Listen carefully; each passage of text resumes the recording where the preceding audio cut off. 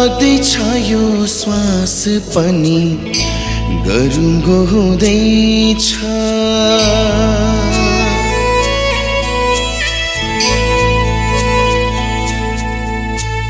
लाग्दैछ यो श्वास पनि गरुङ्गो हुँदैछ।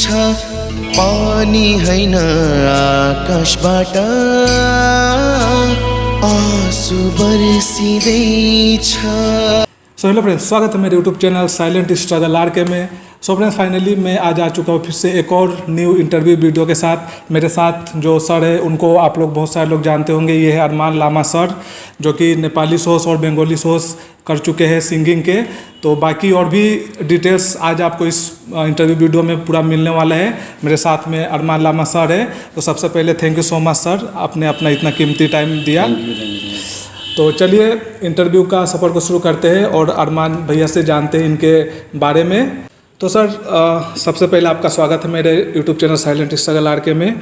तो सर जो भी मेरे न्यू व्यूअर्स आपको देख रहे हैं, तो सबसे पहले सर अपने बारे में थोड़ा अपना इंट्रोडक्शन दे दीजिए और अपने जर्नी के बारे में थोड़ा हमारे व्यूअर्स को बताइए।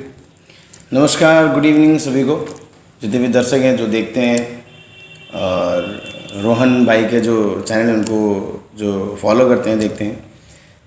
ये बताऊंगा कि मेरा नाम अरमान लामा है और मैं डूअर्स बिन्नागुड़ी से हूँ। और अगर स्ट्रगल की बात करें तो शॉर्ट में ये बताना चाहता हूँ कि स्ट्रगल तो सब भी करते हैं, तो मैंने बहुत स्ट्रगल किया है। और ये शॉर्ट में बताऊँ तो स्ट्रगल किया और 2018-19 में एक रियलिटी शो में मैं क्लिक हुआ, थोड़ा सा हाईलाइट हुआ।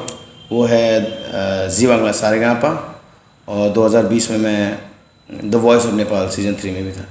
तो सर जैसे कि अभी आपने बताया कि आपने अपना स्ट्रगल स्टार्ट किया था 2011 से, तो सबसे पहले जब आपने अपना स्ट्रगल स्टार्ट किया था तो सबसे पहले आपने मतलब कहाँ से स्टार्ट किया? जैसे आपने कहा आप बिन्नागुड़ी से हो, तो आपने अपना मतलब ये सिंगिंग का करियर आपने बिन्नागुड़ी से ही स्टार्ट किया कि आप इसके लिए कहीं बाहर गए थे?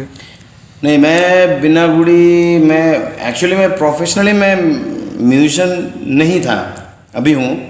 प्रोफेशनली मैं म्यूजिशियन नहीं था, मैं प्रोफेशनली मैं स्पोर्ट्स में था, फिजिकल एक्टिविटीज़ में था, प्लस मैं एक मार्शल आर्टिस्ट भी था, नहीं हूँ अभी भी, पहले भी था अभी भी हूँ, एक मार्शल आर्टिस्ट भी हूँ और स्पोर्ट्स में था पहले तो। लेकिन सिंगिंग के प्रति मेरा बहुत पहले से एक इंटरेस्ट था। मैं 2011 से ऑडिशन दे रहा हूँ, 2011-12 से ऑडिशन दे रहा हूँ। लेकिन मैं अपने गांव में जब गाता था तो मुझे सब कोई इंस्पायर करते थे कि अच्छा गाता है तू, थोड़ा सा प्रैक्टिस कर या फिर तू रियलिटी शो में जा, अच्छा होगा। तो इस तरह से, लेकिन प्रोफेशनली मैं गाता नहीं था, मैं कोई शोज़ नहीं करता था, ऐसा कुछ गाता नहीं था। तो फिर मैं बाद में सिलीगुड़ी में आया, फिर स्ट्रगल किया, फिर स्टडीज़ के लिए आया, कॉलेज के लिए आया। फिर तो उसके बाद में अपना स्ट्रगल स्टार्ट करते फिर म्यूजिशियन में भी, म्यूज़िक में मीन रियलिटी शोज में ट्राई करना स्टार्ट किया। फिर इसके बाद मैं क्लिक हो गया। तो भैया नेक्स्ट क्वेश्चन ये है कि जब आपने अपना सिंगिंग का करियर स्टार्ट किया, आपने कहा उससे पहले आप सिंगिंग में मतलब नहीं करते थे, आपने 2011 से स्टार्ट किया। तो देन जब आपने अपना फर्स्ट रियलिटी शो जब आपने कर लिया, तो फर्स्ट रियलिटी शो का आपका क्या एक्सपीरियंस था? जैसे आप उस टाइम पहली बार टीवी पे आ रहे थे, तो उस टाइम का आपका थोड़ा एक्सपीरियंस बताइए कि आपको मतलब कैसा फील लग रहा था, आपको उस टाइम कैसा लग रहा था? अभी देखिए, रियलिटी शोज़ में कोई भी जाने से, अगर कोई भी, क्योंकि हम लोग बहुत कोशिश करते हैं, एक तो मेहनत है और एक लक है, ठीक है। तो मेरे पॉइंट ऑफ व्यू से मेहनत अगर 70% है या फिर लक अगर 30% है तो 70% मेहनत होना चाहिए मेरे पॉइंट ऑफ व्यू से। तो मैं ये बताना चाहता हूँ कि जब सक्सेस मिलता है ना, जब कोई भी चीज़, अगर हम किसी चीज़ के पीछे भागते हैं और वो चीज़ मिलता है तो बहुत खुशी लगता है, राइट। तो इसी तरह से जब मैं रियलिटी शो जी बांग्ला सारेगामा में जब मैं पहुँचा, मैंने ऑडिशन दिया, ऑडिशन सिलीगुड़ी में दिया, सिलीगुड़ी में 2 बार ऑडिशन देने के बाद फिर मैं कलकत्ता पहुँचा। कलकत्ता में फिर हमने 3 बार ऑडिशन दिया, 3 बार सिलेक्शन होने के बाद फिर मुझे वहाँ पे चांस मिला पियानो राउंड के लिए। तो ये टोटल जो जर्नी था ना, ये बेसिक्स हम कम से कम 5-6 ऑडिशन के बाद में ये अपॉर्चुनिटी मिलता है। वहाँ तक हम लोग पहुँचते कभी कभी आउट हो जाते थे, कभी ये हो जाते थे, ऐसा होते रहता था। तो उसके बाद जब वहाँ पे गया, वहाँ पे जाने के बाद एक मंच है ना, इतना बड़ा मंच में जब पहुँचा, मैं वहाँ पे पहुँचा तो बहुत ज़्यादा खुश, वो एक होता है ना, एक लगता है कि हाँ मेरा ड्रीम पूरा हो गया, पूरा सपना पूरा हो गया, इस तरह का ऐसा फील होता है। तो भैया अभी आप हमें ये बताइए कि जैसे आपने कहा कि आपने जब स्टार्ट किया तो उस टाइम आपने ऑडिशन दे रहे थे, आप कोलकाता के हर जगह से आप ऑडिशन दे रहे थे। तो देन उस टाइम आपके मतलब जो आपकी जो फैमिली थी, आपके जो मम्मी पापा या जो भी थे, तो उनका मतलब आपके प्रति कैसा नज़रिया था? जैसे होता है बहुत सारे गार्जियंस होते हैं कि बोलते हैं कि तुम पढ़ाई कर लो, डॉक्टर बन जाओ, ये बन जाओ, तो आप ये सब लाइन में जा रहे थे, तो आपका पेरेंट्स का आपको मतलब किस तरीके से था? उनका सपोर्ट था या फिर वो आपको कैसे मोटिवेट करते थे या कुछ और बोलते थे? एक्चुअली जब मेरे पापा जो थे ना, मेरे पापा भी म्यूजिशियन थे। मेरे पापा म्यूजिशियन थे। और अगर मेरे पापा के बारे में अगर बताऊं, इज़ अ वेरी वर्सेटाइल। मेरे पापा एक्चुअली ऑलराउंडर टाइप ही थे। ही कैन प्ले लाइक ये क्या बोलते उसका, मादल बजा लेते थे। ही कैन प्ले ये तबला, हारमोनियम, कीबोर्ड, गिटार, है ना, सब कुछ प्ले कर लेते थे वो। लेकिन जब पापा जब करते थे तो हम लोग छोटे थे, तो हमारे पूरा तीनों, मेरे और 2 एल्डर ब्रदर्स हैं, तो वो ब्रदर्स लोग कभी वैसा इंटरेस्टेड थे। लेकिन मुझे बजाना अच्छा लगता था, मुझे पसंद लगता था, मैं इंटरेस्टेड होता था एकदम। एक होता ना एक क्यूरियसी कि मैं सीखूं, बजाऊं। लेकिन मैं जब छोटा था उसमें बजा नहीं पाता था। लेकिन बाद में मैंने उनके दोस्तों के साथ से सुना कि मेरे पापा का बहुत एक बड़ा ड्रीम था कि मेरा बेटा एक म्यूजिशियन बने, राइट। लेकिन जब मैं क्लास 9th में था, उस समय पापा गुजर चुके थे। और जब मैं क्लास 9 में था उस समय मैं उस समय कुछ भी नहीं बजा पाता था। इवन मैं गा भी नहीं पाता था, उतना नहीं गाता था मैं, ऐसे ही नॉर्मली। और उसमें बजा भी नहीं पाता था। तो आफ्टर 9 पापा गुजरने के बाद शायद हो सकता है ब्लेसिंग, पापा का ब्लेसिंग भी हो, तो वो ना ब्लेसिंग आने लगा मुझ में और मैं बजाना स्टार्ट किया, ठीक है, बजाना स्टार्ट किया। तो मम्मी, जो मेरी मम्मी है, मेरी माँ है, वो हम लोग क्या है ना, मम्मी लोग थोड़ा सा पुराने ख्याल के हैं, है ना, थोड़ा पुराने ख्याल के हैं।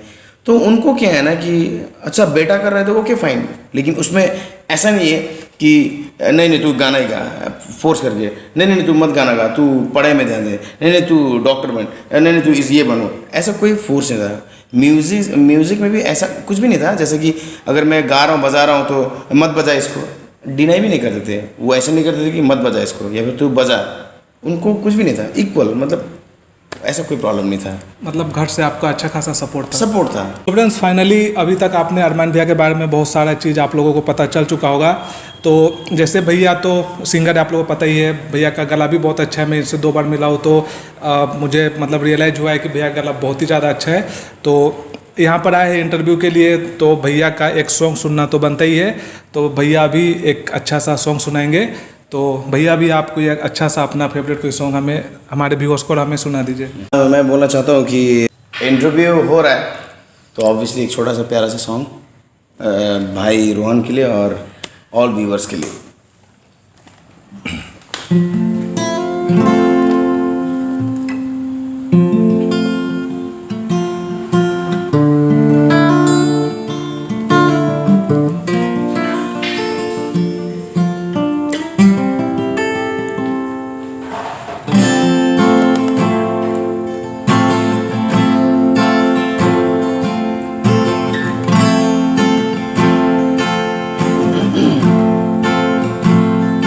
कैसा प्यार तू जताए,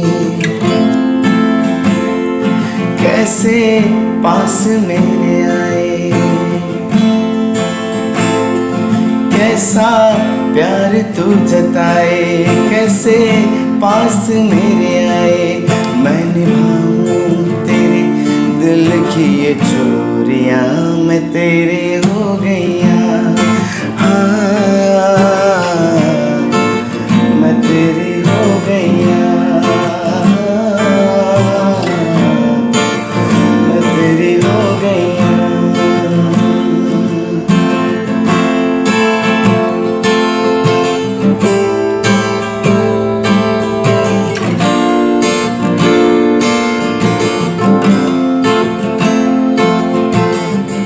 तेरी लागी ऐसी लागी, रैन सारी सारी जागी, तेरी लाग कैसी मालूम तूने की मन मानी एक भी न मेरी मानी, ऐसे क्यों सताया माहिया,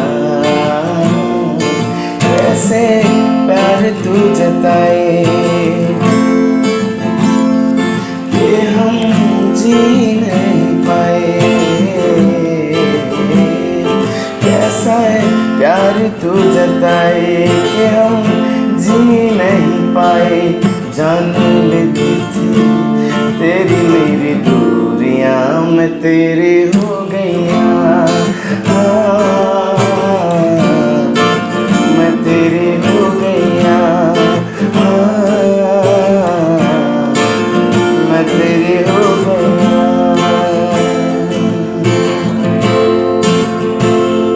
कैसे प्यार तू जताए, कैसे पास मेरे आए, मैं निभाऊं तेरे दिल की ये चोरियां, मैं तेरी हो गईया, मैं तेरी हो गईया। Thank you all. So friends finally अभी आप लोगों ने अरमान भैया का गाना सुना। आई होप आप लोग को बहुत ही ज़्यादा अच्छा लगा होगा। मुझे तो मतलब बहुत अच्छा लगा, मैं कानों में खो गया था भैया का, बहुत ही अच्छा इनका आवाज़ लगा। सो भैया अभी कुछ और 4-5 क्वेश्चन हो, तो अभी भैया आप हमें ये बताइए कि जैसे अभी आप तो सोच करते हो, अभी आपका बहुत बड़ा नाम हो गया, आपको अभी सब लोग जानते ही है। तो एक जैसे आप जब आपने मतलब जब आपने अपना करियर स्टार्ट किया था, उस टाइम आप एक कॉमन मैन थे, आपको आपके गांव में लोग जानते थे, बाहर के ज़्यादा लोग नहीं जानते थे। तो धीरे धीरे आपने अपने आप को मतलब निखारा, आप ये पोजीशन तक पहुँचे। तो उसके बाद आप हमें ये बताइए कि जब आप कॉमन मैन थे और अभी जब आप सेलिब्रिटी हो, तो बहुत सारे लोग आपको जानते पहचानते, कहीं भी आपको मिल जाते हैं।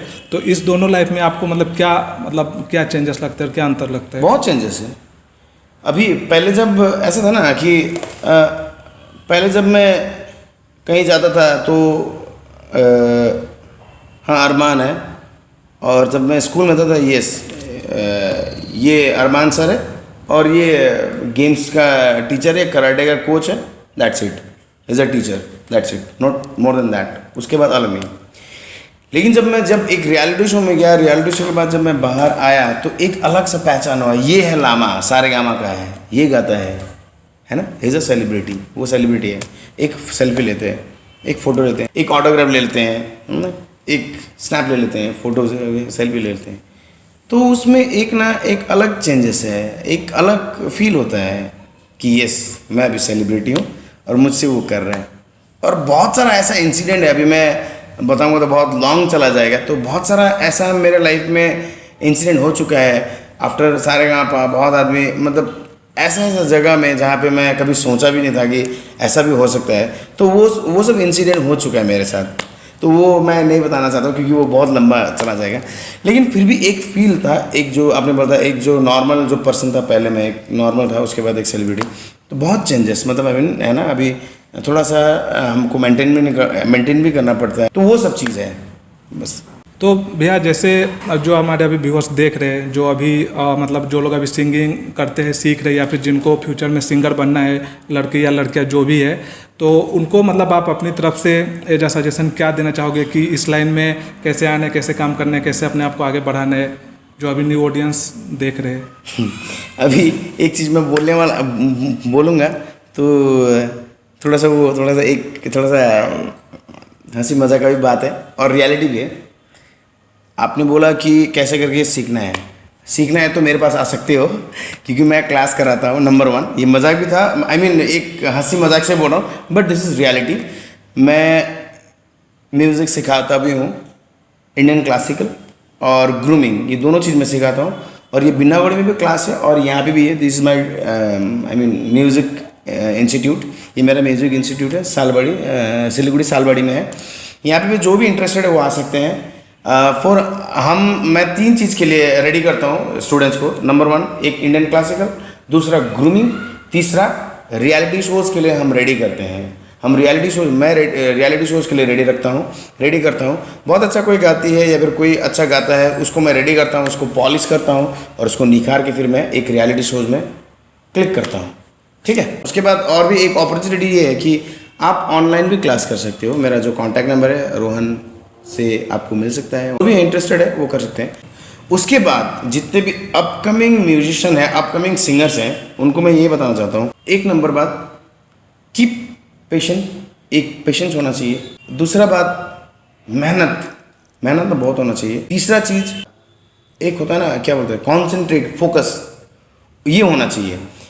अभी मैंने जब ऑडिशन स्टार्ट किया तो मैं कभी एक बार जाने के बाद सेलेक्ट हो गया ऐसा नहीं है। बहुत सारे आदमी लोग मुझे देखते थे, अरे ये आदमी तो सारेगामा में चला गया, अरे ये आदमी तो वॉइस ऑफ नेपाल में चला गया।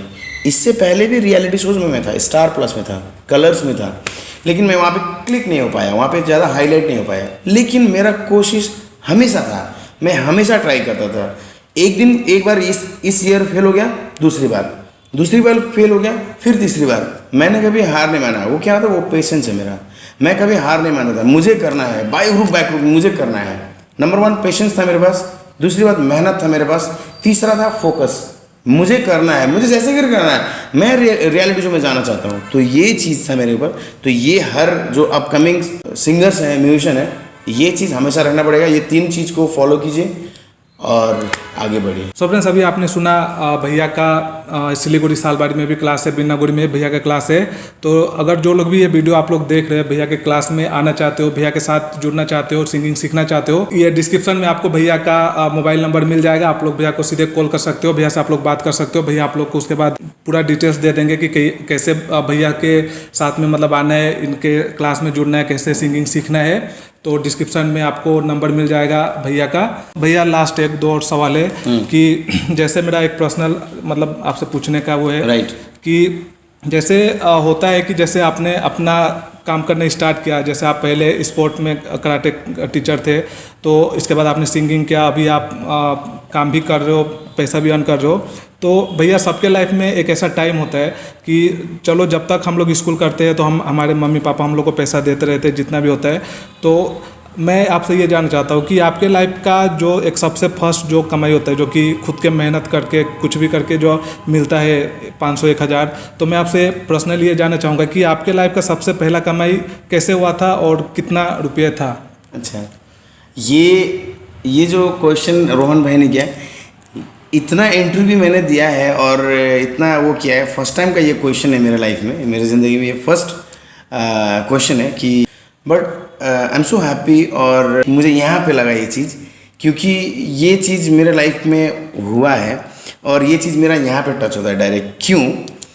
क्योंकि आप जब स्टडी करते हो, स्टडी करने के बाद जब आपको जॉब मिलता है, काम मिलता है, और काम का जो फर्स्ट सैलरी होता है, जो फर्स्ट तनख्वाह होता है, वो बहुत ही मायने रखता है, बहुत ही मायने रखता है। और जिस तरह से रोहन भाई ने पूछा मुझे, तो मैं आपको बताना चाहता हूँ, मेरा फर्स्ट सैलरी, फर्स्ट तनख्वाह 1000 रुपया मुझे मिला था। और उस समय 1000 का नोट था, 1000 का नोट था। वो नोट फिर बंद हो गया, मोदी जी आने के बाद बंद कर दिया था। वो बंद हो गया था, जो रेड वाला वो था, 1000 का नोट बड़ा वाला, वो मुझे मिला था। और लिटरली वो जो था ना, वो मैंने फ़ोटो खींचा था। मैंने फ़ोटो खींच के मैंने घर में भी भेजा था कि मुझे आज सैलरी मिला है 1000। और 1000 उस समय, अभी ये कब का बात है ना, ये 2012-13 का ये बात हो सकता है। सो उस समय ना, ये कुछ चीज़ें का दाम, सभी का चीज़ का दाम सब कम था, है ना। पेट्रोल, डीजल, गैस, है ना। उसके बाद सब कुछ का, राशन पानी, चावल, ये सब है ना, ये सबका दाम बहुत कम था। तो बहुत मैंने, अगर मेरे बारे में अगर आप लोग डीपली अगर इंक्वायरी करेंगे, बिनौड़ी में जाके किसी को भी पूछिएगा कि अरमान लामा कहाँ से आया, तो I am telling you very frankly guys, मैं पूरा ज़ीरो से मैं आया हूँ। Because I am coming from tea garden place, मैं टी गार्डन से बिलोंग करता हूँ और टी गार्डन से आया हूँ। तो जितने व्यूअर्स हैं ना, अगर मुझे जानते हैं या फिर जो टी गार्डन से बिलोंग करते हैं, उनको मालूम हुआ कि कैसा होता है। तो मैं पूरा ज़ीरो से यहाँ पे आया। और ज़ीरो से आने के बाद मैंने बहुत स्ट्रगल किया। स्ट्रगल के बारे में अगर मुझे कोई आके मुझे इंडिविजुअल अगर मुझे पूछेगा, तो मैं आंसर देने के लिए रेडी हूँ, मैं दे दूँगा व्हाट इज़ स्ट्रगल।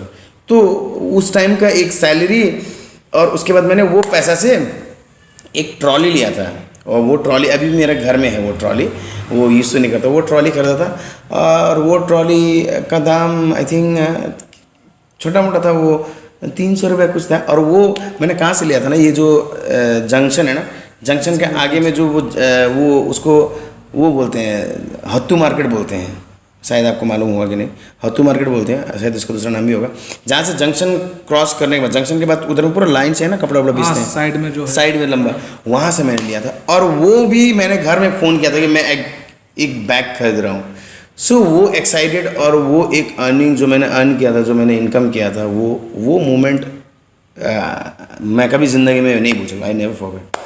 तो वो सिचुएशन, वो टाइम कभी भूल नहीं सकता हूँ। स्टूडेंट, जैसे कि मैंने अरमान भैया को, मैं जैसे इंटरव्यू स्टार्ट हुआ तो मैंने पहले बोल दिया था कि मेरा क्वेश्चन बहुत ही अलग होने वाला है, मैंने आपको बोला था। राइट। तो मैंने भैया को इसलिए भी ये पूछा क्योंकि जो भी अभी व्यूअर्स देख रहे हैं, तो अभी तो बहुत सारे ऐसे लोग होंगे जिनका फाइनेंशियल कंडीशन मतलब उतना अच्छा नहीं भी होगा, जिनके पास मतलब पैसा की कमी होता है, ऑब्वियसली बात है। तो अभी जैसे आप तो एक सिंगर हो, आपका सिंगिंग से रिलेटेड सारा काम होता है, आपका पर्सनल लाइफ भी है, जो भी आपके फैंस है, जो भी आपको चाहते हैं, पसंद करते हैं, उन लोगों की ये सब बातें मतलब जानने में अच्छा लगता है कि आप कहाँ से कहाँ तक पहुँचे हो। मैं जितना भी इंटरव्यू लेता हूँ सब में ये पूछता ही हूँ सब लोगों से कि फर्स्ट कमाई क्या होता है, क्योंकि ज़िंदगी में पहला कमाई सबको मतलब याद रहता है, और वो चीज़ बहुत ही मतलब वैल्यूबल होता है।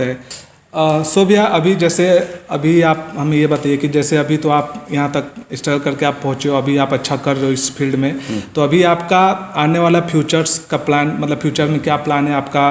कोई और रियलिटी शो आने वाला है, या फिर आप कुछ मतलब आगे करना चाहते हो, तो आपका फ्यूचर प्लान्स? अगर मेरा फ्यूचर प्लान अगर बोलेंगे तो रिसेंटली जो चला गया रियलिटी शो GTV सारेगामा, जिसमें मेरा दोस्त हमारे जो जी बांग्ला सारेगामा के कंटेस्टेंट थे अनन्या और स्निग्धो, और उनका एक मूवी भी आया है विक्रम वेधा और समथिंग वेधा, विक्रम वेधा समथिंग, जो मूवी आया है उसमें मेरे दोनों दोस्तों ने गाया है, स्निग्धो और अनन्या ने। और उनको एकदम मेरे तरफ से बहुत ही, मैंने उनको तो पर्सनली मैंने मैसेज भी किया, व्हाट्सएप में हम लोग ने बात की, हम लोग टच में हैं, तो उनको मैंने मैसेज भी किया कि ये जो मूवी है उसके लिए कांग्रेट्स मैंने उनको बताया है। तो अगर इसके लिए फिर मैं एक रियलिटी शो में भी था, लेकिन अनफॉर्चुनेटली मैं वहाँ पे आउट हो गया, बॉम्बे राउंड में हो गया। बट अपकमिंग रियलिटी शोज़ में फिर भी मेरा एक पहचान और बनाने के लिए मैं कोशिश कर रहा हूँ, और उसमें प्रैक्टिस के लिए मैं कंटिन्यू हूँ। तो देखते हैं अभी नेक्स्ट ईयर फिर एक बार मैं रियलिटी शोज़ में ट्राई करना चाहता हूँ। और फ्यूचर के बारे में आपने बताया कि फ्यूचर में क्या करना है, तो उसके बारे में ये है, सबसे पहले शादी करना है तो ये है। उसके बाद में दूसरी बात ये है कि फ्यूचर में म्यूज़िक को ही लेके आगे बढ़ना है मुझे, क्योंकि मैंने डिसाइड कर लिया है कि मुझे म्यूज़िक में ही कुछ करना है। तो टोटली अभी मैं म्यूज़िक में हूँ, म्यूज़िक को ही मैं अपना करियर सोचता हूँ, म्यूज़िक को ही मैं अपना भगवान समझता हूँ। तो म्यूज़िक में ही मुझे सब कुछ करना है। तो अपकमिंग डेज में भी आप मुझे म्यूज़िक रिलेटेड में ही देखेंगे। एक नेपाली सॉन्ग कंपोज राइटर मैंने खुद लिखा था, खुद कंपोज किया था, वो सॉन्ग भी रिलीज़ हुआ था। और उस सॉन्ग का फिर से एक न्यू वीडियो हम स्टार्ट कर रहे हैं, वो प्रोसेसिंग में हमारा काम। तो आफ्टर दशहरा के बाद वो फिर हम स्टार्ट से फिर हम वीडियो उसका शूट करेंगे। उसके बाद और एक मेरा हिंदी कंपोज है, उसको भी हम बहुत जल्दी मैं लॉन्च करूँगा, निकालूंगा। तो उसके लिए भी मैं रेडी हूँ। सो आप अपकमिंग डेज में मुझे म्यूज़िक रिलेटेड म्यूज़िक में मुझे पाएंगे। अच्छा, so thank you so much जितने भी व्यूवर्स हैं जो देख रहे हैं। एट लास्ट ये बताना चाहता हूँ कि रोहन भाई से मैं डेढ़ दो महीना पहले मिला था, और रोहन भाई का मेहनत है, रोहन भाई बहुत डेडिकेशन में उनका ये ब्लॉग में काम करते हैं। तो मैं यही उनको विश करना चाहता हूँ कि आपका जो ये ब्लॉग है, या फिर आप जो ये यूट्यूब में काम करते हैं, आई मीन इसमें, तो इसके लिए आपको ढेर सारा प्यार और मुबारक आपको, और अपकमिंग डेज में भी आपका अच्छा हो। और मैं भी चाहता हूँ कि व्यूवर्स जो रोहन भाई है उनको सपोर्ट करे, देखें रोहन भाई के जो चैनल है उनको सब्सक्राइब करे, लाइक करे, देखें। और क्योंकि हमारा रोहन भाई डुअर्स का ही है, मेरा घर के आस पड़ोस का ही है, सामने का। सो यही मैं व्यूवर्स को बोलना चाहता हूँ कि प्लीज़ कीप सपोर्ट हिम, उनको ब्लेसिंग कीजिए, उनका चैनल को सब्सक्राइब कीजिए, देखिए। सो यही बताना चाहता हूँ। So thank you so much. So friends, finally आपने पूरा इंटरव्यू लास्ट तक देखा, तो आपको भैया के बारे में बहुत कुछ पता चला होगा। तो लास्ट में भी एक बात बोलना चाहूँगा कि जो भैया ने जैसे आप सबको बताया कि जो स्ट्रगल होते हैं आपको कभी हार नहीं मानने, आपको करते रहना है, तो बस यही मेरा तरफ से भी बोलना रहेगा। तो फाइनली अगर आपको ये इंटरव्यू वीडियो अच्छा लगा तो फिर आपको पता है क्या करना है, लाइक से सब्सक्राइब करके बेल आइकन को प्रेस करना है और चैनल को सपोर्ट करना है। जो इंटरव्यू जो अभी देख रहे हो इसको थोड़ा आप लोग शेयर करोगे तो भैया का जो भी बात है वो बहुत लोगों तक पहुँचेगा। तो फाइनली एट द लास्ट अरमान भैया को फिर से एक बार थैंक यू सो मच कि आपने अपना आधा से 1 घंटा मुझे दिया अपने इंटरव्यू के लिए। तो इस इंटरव्यू वीडियो को मैं यहीं पर समाप्त करता हूँ। तो मिलते हैं कोई नेक्स्ट इंटरव्यू वीडियो में, तब तक के लिए थैंक यू।